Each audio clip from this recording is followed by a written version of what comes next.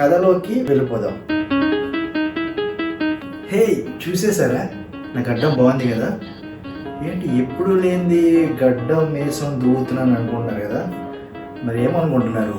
November అమ్మా, November అంటే ఏంటో తెలుసు కదా, నో షేవ్ నవంబర్. సరే, ఇప్పుడు ఈ నో షేవ్ నవంబర్ గురించి మనం మాట్లాడుకోవాలి. వీటిని పక్కన పెట్టి మీతో మాట్లాడుతాను.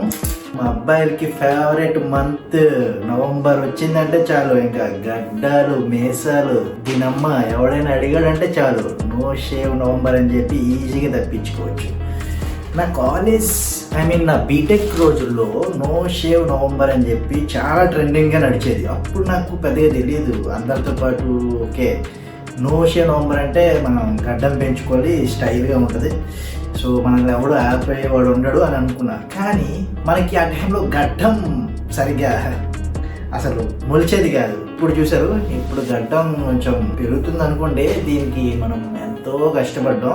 సో ఈ గడ్డం గురించి మీకు వీడియో కావాలంటే ఇంకొక వీడియోలో మాట్లాడదాం. ప్రెజెంట్ అయితే ఈ నో షేవ్ నవంబర్ గురించి మనం మాట్లాడాలి కాబట్టి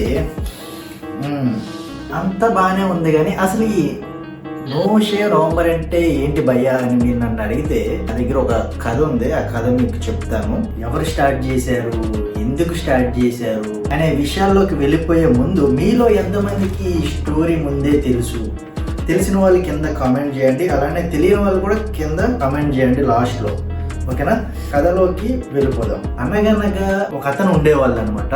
అతని పేరు మాథ్యూ హిల్. ఈయన పెద్ద ప్రేగు క్యాన్సర్ వల్ల చనిపోయాడు అనమాట. ఇంగ్లీష్లో కోలాన్ క్యాన్సర్ అని అంటారు. సో ప్రొనౌన్సియేషన్ సరిగ్గా పలికన లేదో నాకు తెలియదు, దాన్ని పక్కన పెట్టేస్తే ఈ మాథ్యూ హిల్ కి 8 మంది పిల్లలు ఉన్నారనమాట. మనకి రాజుగారి కథలో చూసారా 7 కొడుకులు ఉంటారు, అలానే ఈ మాథ్యూ హిల్ కి కూడా ఉన్నారు. ఈయన చనిపోయిన తర్వాత వీళ్ళు ఏం చేశారంటే, క్యాన్సర్ ఎంత ప్రమాదకరమైనదని చెప్పి ఇది అందరికీ తెలియాలి అని చెప్పి వీళ్ళ దగ్గర ఉన్న రేజర్స్ ని, అంటే గడ్డాలని గీసుకోవడానికి యూజ్ చేస్తారు కదా, వాటిని ఇంకా కంప్లీట్ గా వీళ్ళు ఈ మంత్ మొత్తం నవంబర్ మంత్ మొత్తం యూజ్ చేయాలన్నమాట. సో దీని వల్ల ఏం జరుగుతుంది, గడ్డాలు ఫుల్ గా పెరుగుతాయి కదా. వీళ్ళు ఎందుకు గడ్డాన్నే పెంచాలి అని మనం ఆలోచిస్తే, క్యాన్సర్ వచ్చిన వాళ్ళకి చూసారా హెయిర్ లాస్ అనేది చాలా ఉంటది, వాళ్ళు హెయిర్ మొత్తం తీసేయాల్సి వస్తుంది. సో అందుకు వీళ్ళు హెయిర్ పెంచితే దానికి సపోర్టివ్ గా ఉండేటట్టు సింబాలిక్ గా ఉంటుందని చెప్పి వీళ్ళు హెయిర్ గ్రో చేయడం స్టార్ట్ చేశారు. దీని తర్వాత మెల్లగా 2009 లో, యాక్చువల్లీ మాథ్యూ హిల్ 2007 నవంబర్ లో చనిపోతే వీళ్ళు 2009 లో ఒక ఆర్గనైజేషన్ ని స్టార్ట్ చేశారు. ఈ ఆర్గనైజేషన్ పేరే నో షేవ్ నవంబర్ .org అని మనకి గూగుల్లో సెర్చ్ చేస్తే వస్తుంది.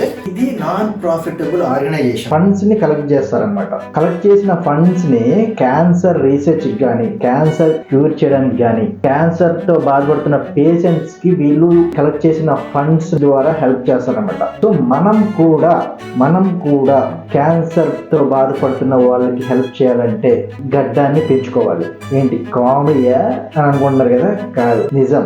ఇప్పుడు దీని కాన్సెప్ట్ ఏంటంటే, ఈ నవంబర్ మంత్ మొత్తం మనం గడ్డాన్ని వదిలేస్తే మనం సెలూన్స్ కి వెళ్ళి గడ్డం తీర్చుకునే దానికి పెట్టే ఖర్చుని మనం మన దగ్గరలో ఉన్న క్యాన్సర్ ఫౌండేషన్స్ గానీ, లేదంటే డైరెక్ట్ గా ఈ నో షేవ్ నవంబర్ ఆర్గనైజేషన్ వాళ్ళకి గానీ పంపిస్తే, మనం పంపించే ప్రతి చిన్న అమౌంట్ కూడా అందులో ₹1 అయినా సరే ప్రతి ఒక్క క్యాన్సర్ పేషెంట్ కి వాళ్ళ ప్రాణాలని కాపాడడంలో హెల్ప్ చేస్తుంది. మీరు కూడా ఇందులో పార్టిసిపేషన్ చేయాలంటే ఈ నో షేవ్ నవంబర్ ని జస్ట్ ట్రెండ్ అందరూ ఫాలో అవుతున్నారు కదా, నేను కూడా జస్ట్ ఏదో క్యాజువల్ గా గడ్డం పెంచుకుంటా, లేదా నేను ముందు చెప్పినట్టు మా బీటెక్ రోజుల్లో అందరూ ఫాలో అవుతున్నారని చెప్పి మనం కూడా ఫాలో అయ్యాం, లేదంటే ఈ మంత్ లో మనల్ని ఎవడరా ఆపేది, ఈజీగా తప్పించుకోవడానికి నో షేవ్ నవంబర్ మామ అంటే సరిపోతుంది. అలా కాకుండా ఒక కాజ్ ఉండాలంటే ఇప్పుడు నేను చెప్పిన స్టోరీ బట్టి మనం ఫాలో అయితే మనం ఈ మంత్ లో సేవ్ చేసుకునే అమౌంట్ ద్వారా మనం ఒక్కరినైనా కాపాడవచ్చు అన్నమాట. ఇది గైస్